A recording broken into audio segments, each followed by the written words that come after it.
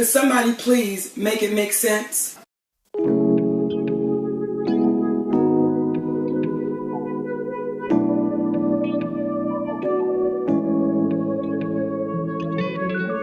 Welcome to A Pop of Culture. I'm your host, the Esoteric and Facetious, and this is A Pop of Culture, which is my video essay podcast where I speak on pop culture, social justice, and the human experience from a black, bisexual, millennial perspective. Everything, and I mean everything I say, should be taken with a grain of salt, as I'm simply a recent college grad with access to a recording device and the internet. With that being said, my use shouldn't be your source to critique my views unless it's truly relevant. If you disagree with anything I say, let's have a civil conversation in the comment section below. Before we get into the topic of this video, which is me reacting to the Justin J. HIV YouTube series, I want to advertise my cover channel, Pop of Culture Sings, where I sing throwback R&B, contemporary R&B, pop music, whatever I'm feeling, whatever you're feeling. New content will be coming to that channel soon. I have been laying down some vocals, so look out for that, but let's get into the topic of this video. I'm going to be reacting to the Justin J HIV YouTube series. If you're not aware, Justin J had the opportunity to create a series, or he was part of a series with YouTube. There was a budget, there was all this planning and everything, where he got to speak about his experience as an HIV positive person, a black gay man with HIV who is an HIV advocate. So I, as a black bi man who does not have HIV, I wanted to speak about this and give my thoughts, because I think it's a great thing that Justin J got an opportunity to do something with YouTube to speak about HIV, and also to just speak about his experience as a black queer man, because I feel like, as someone who's watched a lot of black queer YouTubers, they don't always get all the support from YouTube. I mean, sometimes they do, sometimes they don't, but it's like, it's not something where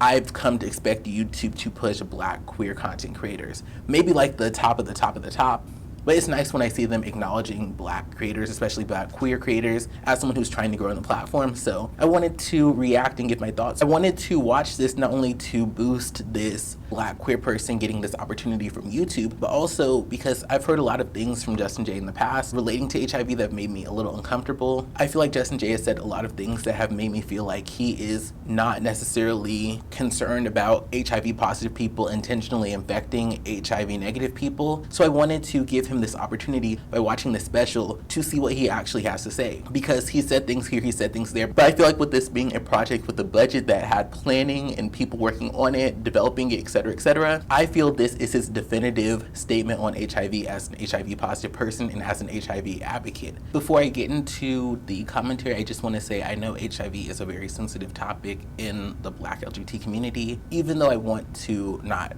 contract HIV, I don't look down on people who have HIV, and I don't think HIV is something to be ashamed of. From what I've seen with medication, people can live a very normal life with HIV, so I don't want to contribute to HIV stigma. Hey, this is me in editing. One of the things I want to make very clear is that I, as a black queer man, have grown up on a lot of horror stories relating to HIV where people have been knowingly infected by someone. I've heard a lot of stories about people hooking up with someone and that person saying, yeah, I'm negative, and then after the encounter, they get blocked, and they're left wondering, am I positive? Was that person being honest? And the thing about it is, it takes like 3 months. It may be less time if it's a more advanced test, but it can take some months after a risky encounter for somebody to receive a conclusive test result. So people, they may trust somebody and trust them enough to engage in risky behaviors. Then after the deed is done, they're left on their own for a long period of time, just waiting for the result, not sure what is going to happen, not sure if they're going to receive life-altering news. I'm aware of the fact that there are things like PrEP available that can greatly reduce the chance of people getting HIV.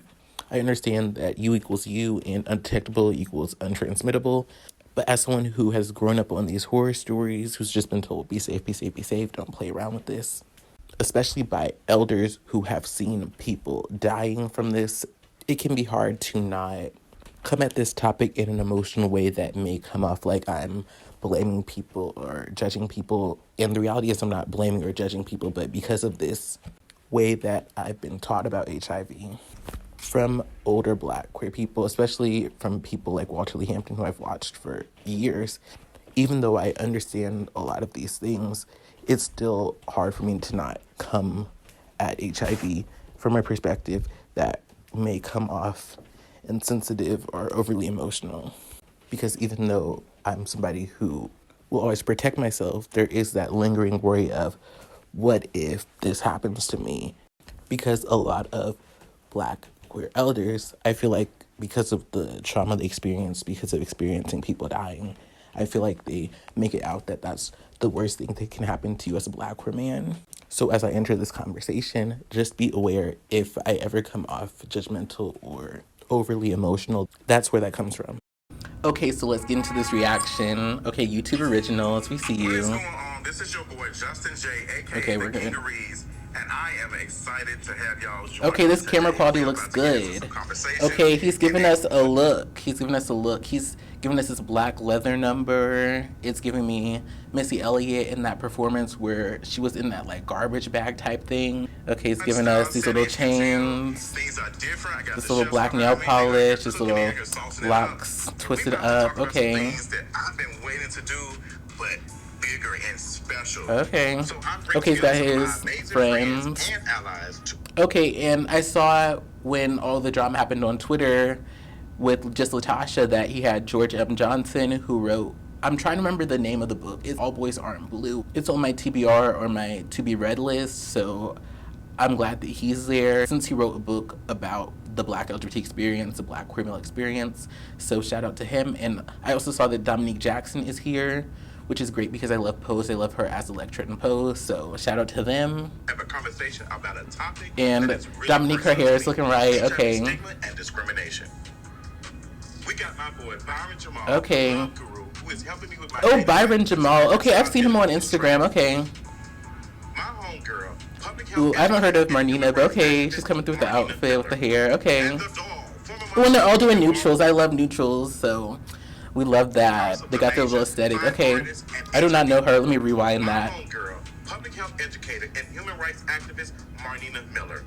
And the doll, former mother of the Royal Okay. Barney House of 𝑙aBeija. Okay. Okay, so they're educating us, they're educating the children. And you all know I Okay, and George M. Johnson. Okay. And I see that their pronouns are they, them, so I'm sorry if I misgendered them earlier. Come judge for me, daughter. Okay, You know her yes. from the Emmy, Glad, and Okay, I'm loving these little introductions where they're giving their little strut and then they're giving their little B-roll. Okay, I like this production. Okay. Okay, I like how he's platforming other people who are in the community because I can look into all these people. I'm always looking for new people to watch.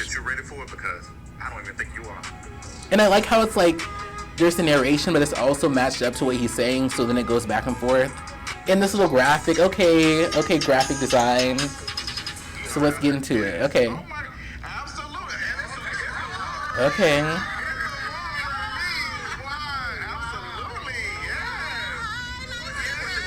Okay, but I gotta pause. I'm like, why is it that Mr. Byron or Brian, I'm not trying to be shady, I just saw his name, but why is he wearing the red, but then they're wearing the neutral, but he's wearing the black? So I'm like, what is going on with this? And then Dominique is wearing her thing, which is sickening, but it's also just like, what's the plan? So we're gonna join over here and sit down, and we're gonna get into. And also, too, I'm not trying to come for Marnina, but I live for her. And honestly, this is about the HIV topic, but we're also going to kiki and have a good old time.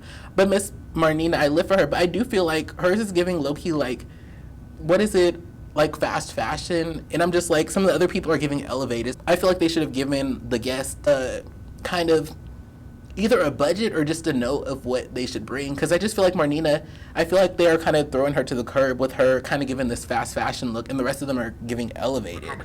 But it's not all about that. This is about HIV advocacy and awareness.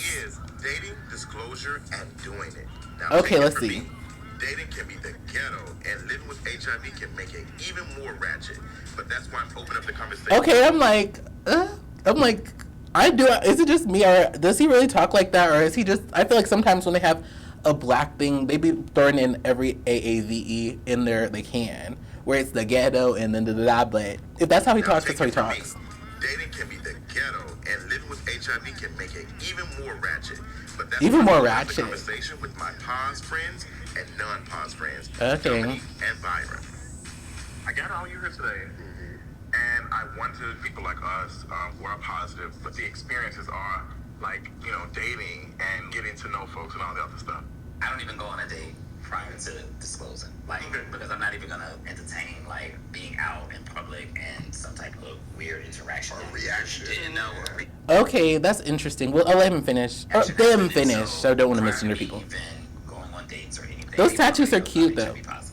You know, I think my experience is a little different because I was born with HIV. So I'm a long-term survivor. So I've been living with HIV for 31 years. Wow. And so for me, it's not just like I go on a date and I have to disclose. It's like I've been dealing with that since I was a little child. After my mother died, it was like no one was there to tell me what to do, you know? So I have to go through this as an infant and a child and a preteen and a teenager, and then coming into adulthood and having these sexual relationships. It's like I didn't know how to disclose, you know? And I had moments where I didn't at first, you know, because I didn't know what to do, you know. I don't want to feel like I'm not sexy or I'm not pretty or I'm not beautiful or I'm going to be denied or any of that. So, Kia, I'm glad that you brought that. Okay, I'm going to speak on George's response and then Kia's response. Just like give my commentary and thoughts on it. So first with George, I like that approach of not even trying to entertain people, not being interested because of something and not wanting to, I guess, go through the motions of going through a date and then having to find out that they're judgmental. I feel like that's a great approach when it comes to preserving or maintaining your mental health, because I feel like if you just keep putting yourself out there when there is all of this stigma, I feel like you may be causing yourself pain that you don't need to cause yourself. So I love that approach of I'm just gonna let it be known and then give them the opportunity to say how they feel so that you're not in public being rejected and being ridiculed. So I like that. And I'm glad I watched this because I feel like I had some assumptions or feelings going in, but I like that it's not just what I thought it would be, which may be people justifying not disclosing it.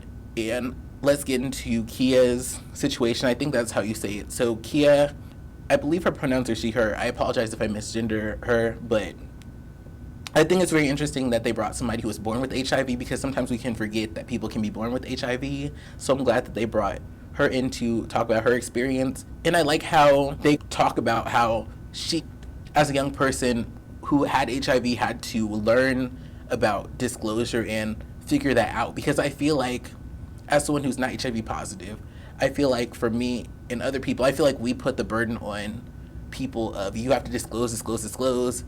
And I do think that HIV positive people should disclose their status, especially if they're engaging in unprotected sex with people.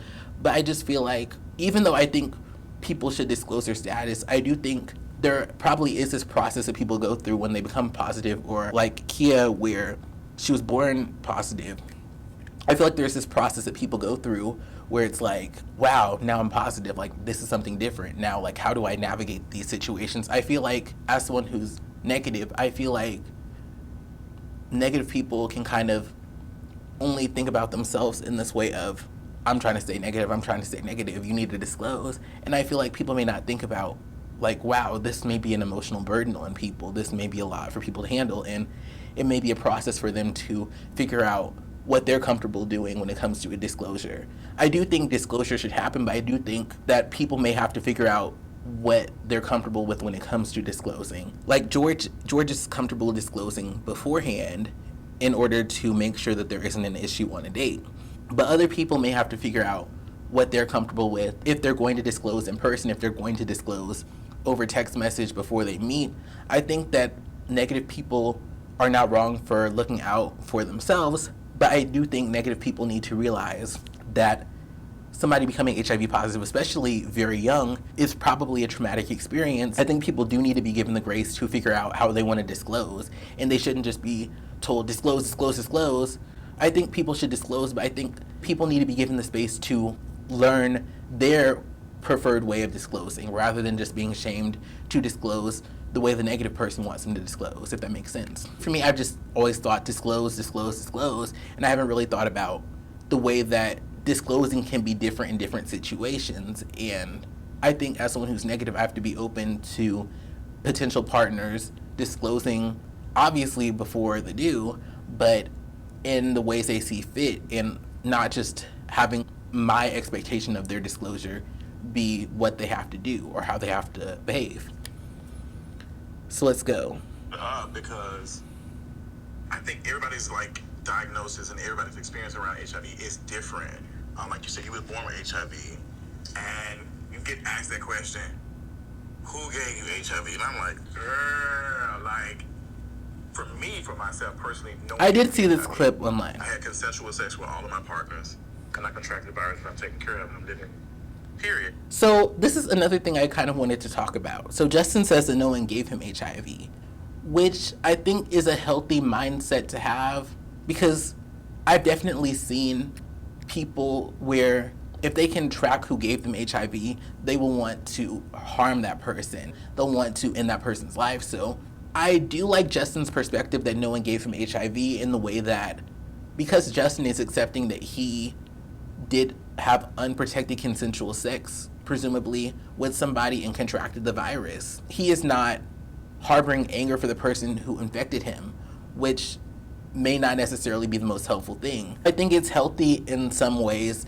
that Justin is saying that person didn't give me HIV. I had consensual sex and I got HIV through that consensual sex, because I feel like saying that is making peace with the situation rather than harboring resentment for that person. It's a complicated situation, because I feel you are not wrong if you're HIV positive for having feelings about someone infecting you with HIV. I don't know if infecting is the right word or if it's a PC word, so let me know in the comment section. But I don't think you're wrong for having feelings if someone told you they were negative and you had consensual sex with them and you contracted HIV. I don't think you're wrong for being upset. But I do think once people start trying to cause physical harm to somebody, it's a very dicey situation. Because I do think it's wrong to knowingly infect somebody, but there's a thing called law and order, and if somebody infects you with HIV, are you justified in causing them harm? Is that a justification? And that's one of those debatable things, because people will say, oh, you did XYZ to my child, so I'm going to kill you. And it's like, is that murder wrong? And in this situation, it's kind of dicey though, because if you did agree to have consensual sex with someone and you trusted them, I'm not going to say it's your fault if they deceived you. If that is the situation and you trusted them, I'm not going to say it's your fault, but your action, your trust did lead to you getting that positive result. But I will say one of the things I want to bring up in this video that I think is very important is not everybody who infects people with HIV, like I said, I don't know if infects is the right word. Not everyone who brings other people into contact with HIV, I guess that's a better way to say it.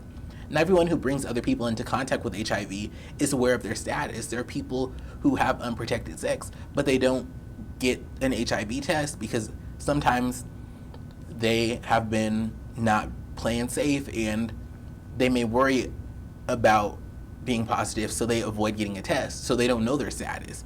So they're having consensual sex with people because their last test was negative, but they don't protect themselves and they keep having unprotected consensual sex. So their last test was negative, but they may not be negative. And because they haven't gotten a test, they don't know their status. So I will say, I just want to clarify, not everybody who brings other people into contact with HIV is knowingly doing it. From what I've read, there are a lot of people who are not even aware of their status who have unprotected sex.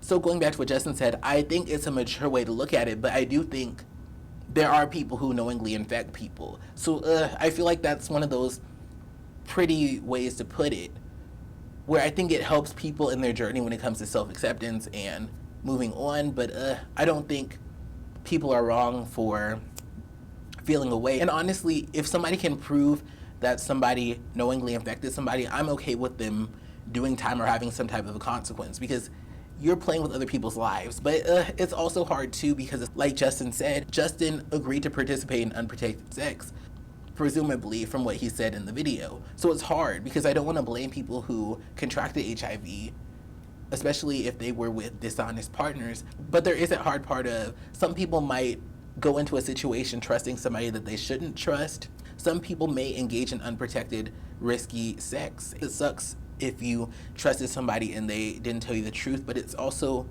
a hard truth of you have to protect yourself, and you can't always trust people, because sometimes people will lie to you to get what they want out of you. It's a hard line to draw, because it's like, how do we hold people accountable for knowingly infecting people when the people they had sex with also may have chosen not to protect themselves or chosen to trust somebody who they shouldn't have. So I'll move on to like Marnina, because your experience is probably like similar to mine. And how do you navigate that when people ask you who gave you HIV? Oh, that is such a heavy subject, because as a Black cisgender woman, although we only make up 7% of the population, we make up 60% of those that are living with HIV. And Ooh, that's something that I honestly want to talk about in another video, because I've seen some Black women say, oh, well, I don't want to date a bisexual man because they fear getting HIV. And honestly, I feel like that's kind of a dog whistle. I sometimes feel like people say that to cover up their own disgust of bi men, because not all bi men have HIV. But I also feel like that statistic does mean something. It is true. So it's like, that's a whole conversation in itself. But I do want to say I'm glad that they included a Black cis woman in this conversation, because I feel like sometimes people only talk about Black trans women and Black queer men when it comes to HIV conversations. So let's see what she has to say. a lot of people don't understand that or know that statistic. And so because of the violence that's perpetuated, I do feel like people know that statistic, but I feel like people only use it as a way to bash bi men and to justify biphobia. Women living with HIV bodies, I have to be very careful about the conversations that I have around disclosure, around talking about my experience. One thing I also want to say I think is great that they included is with women experience violence unprovoked. The women experience violence for simply rejecting men or not showing interest. So I just imagine that has to be difficult for somebody to disclose to partners, especially to men, that they're HIV positive, because if simply rejecting a man can end up with you being assaulted and ended up being killed, I can only imagine what disclosing HIV may be like. And so I automatically go into the conversation of, it's not your business.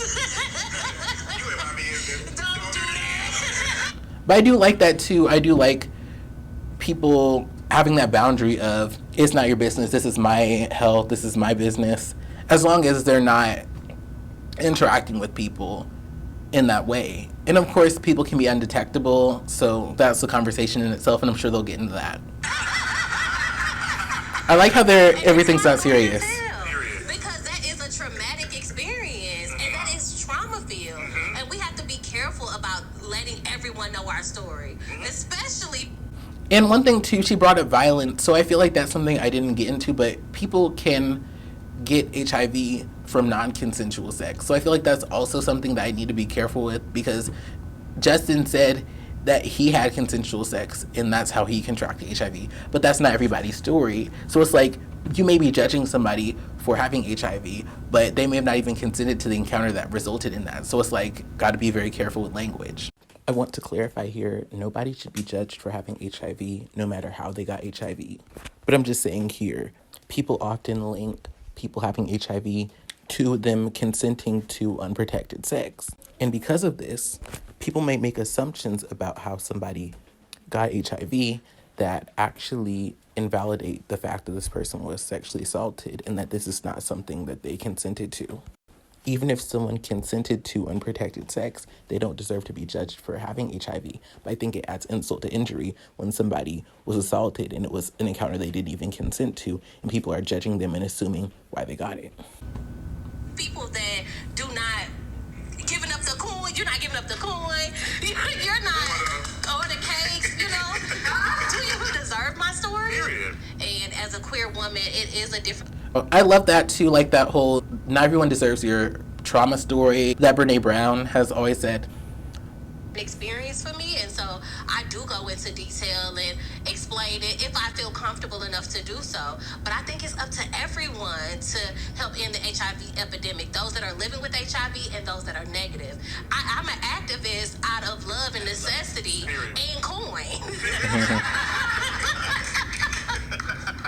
Thank you for that, because it is educating now, because now I can go out and I can say to people that protection is not just about condom. Yes. Right? For me, it was, I'm not touching anyone, because I was in a community where every time I turned around, someone was HIV positive, and being an immigrant, if I contracted HIV, I may not have been able to get my green card. So I was very skeptical. I was very...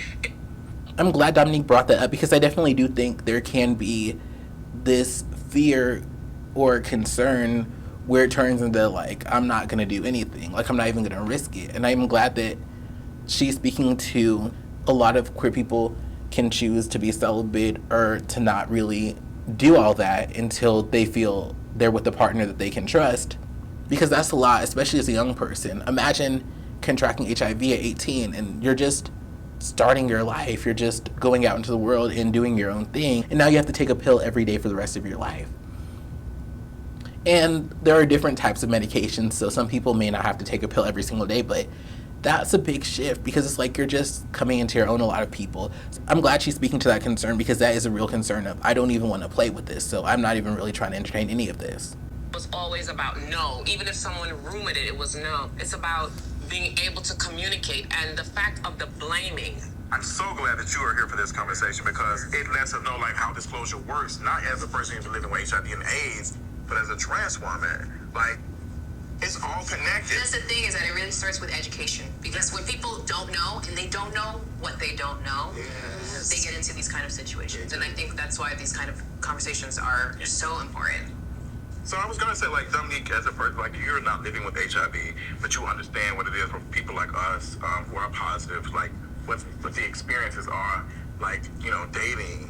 Well, the familiarity for me is that I have, I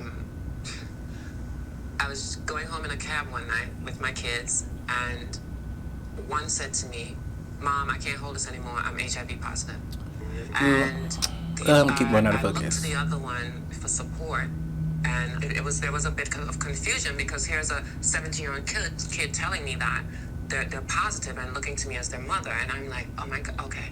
And so as I look to the right, my son on the right says to me, "Yeah, Mom, I'm positive too." Wow, that is a lot. Like, because I'm assuming she's talking about other queer people that she's kind of taken under her wing, and that has to be a lot. And I wonder how she felt. I mean, I'm sure she's going to tell us, but I wonder if she felt like she should have been harder on them. Let's see what she has to say. Or what we have is a curse, because society makes us feel like that. For me, I took that shit back. Yeah. Right? Me being trans, me being black, me being an immigrant does not mean that I cannot be loved.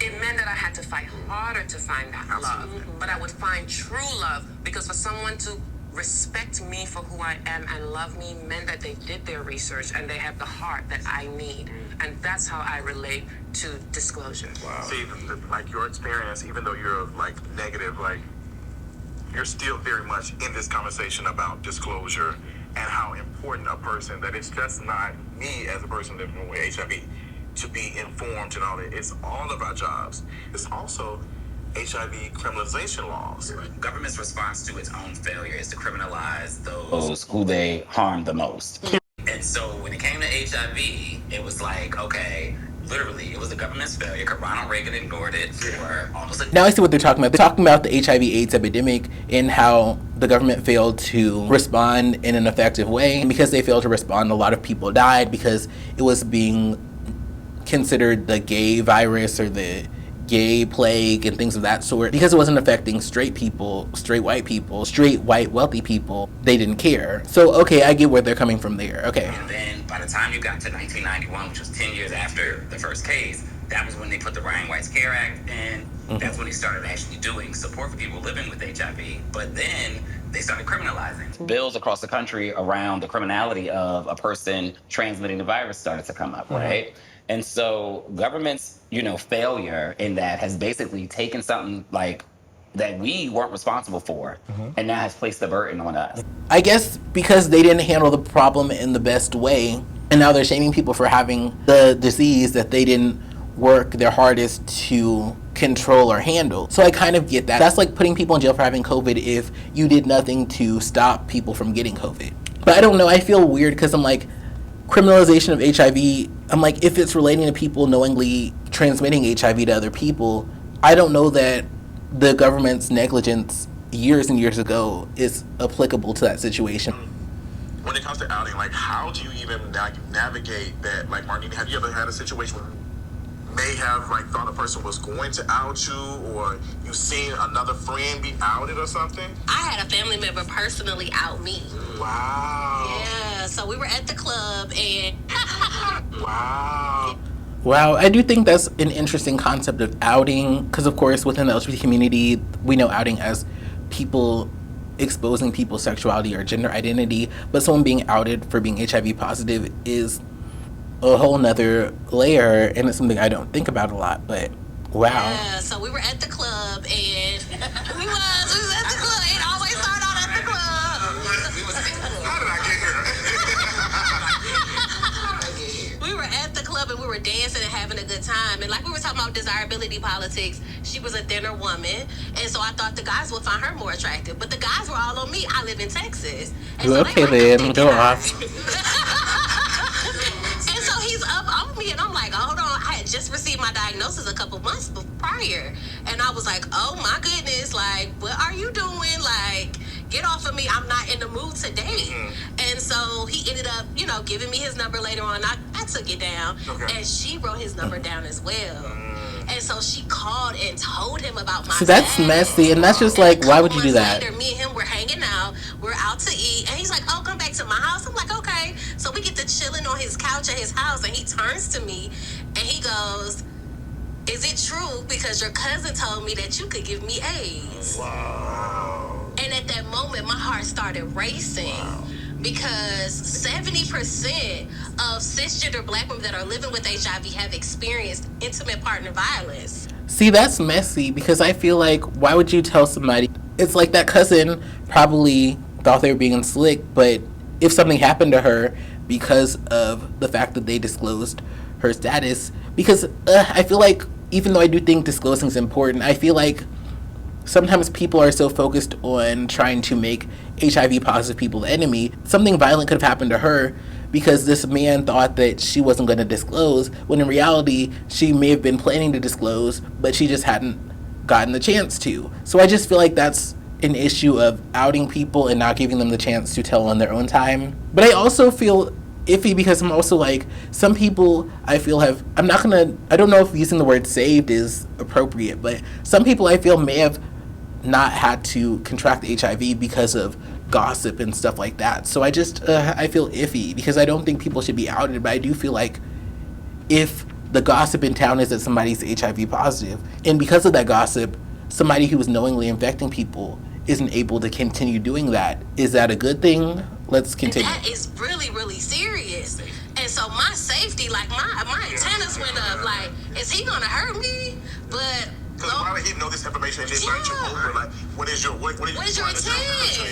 The intent. You may not get it, but it's not the same situation, but I can feel that. Yes. I really can. Yeah. We're talking about disclosure, yes. In that moment, right, you don't know what they're going to do to you, what's going to happen to you. And that was really horrible. And even with Dominique talking about that, I definitely feel like I've seen people do that too with trans women, where they will try to clock a trans woman and try to expose them. And I watched 𝘎𝑗, she's a trans woman, and she talks about that a lot. Like, if a trans woman is getting too much attention, some cis women will try to say, oh, well, she's trans, and like they'll try to expose them and stuff. I feel like a lot of those cis women don't consider, like, wait a minute, this trans woman could get killed because I'm trying to expose them because I'm pressed that they're getting some attention. And I feel like those situations can be very dangerous. And I feel like people need to understand the violence that some people experience because of you outing them. So that's another thing I want to get into. So this is part one. I've discussed a lot. I've enjoyed everything that I've watched. I'm glad that they are having these conversations. These conversations are very important to have. I want to thank y'all for watching, and we are going to get into the second half of this later on. Love y'all so much. I will see you on the next one. Love y'all. Bye-bye. Thanks for watching. Like this video if you like this video. Let me know if you agree or disagree with the points I made in the comments below. If you enjoyed this content, definitely like, comment, subscribe, and share. That way, even if YouTube isn't pushing my content, those who resonate with it are sharing it so it can connect with others who would enjoy it. Those are some easy, free ways to support a pop of culture. If you want to support this show financially, feel free to send a tip to my Cash App or buy me a cup of coffee. Both are linked below. All who donate will be featured in the credits of my long-form commentary and cover videos. There are 2 playlists that are going to pop up, one where you can binge watch my covers and one where you can binge watch my commentary. Enjoy. Bye-bye.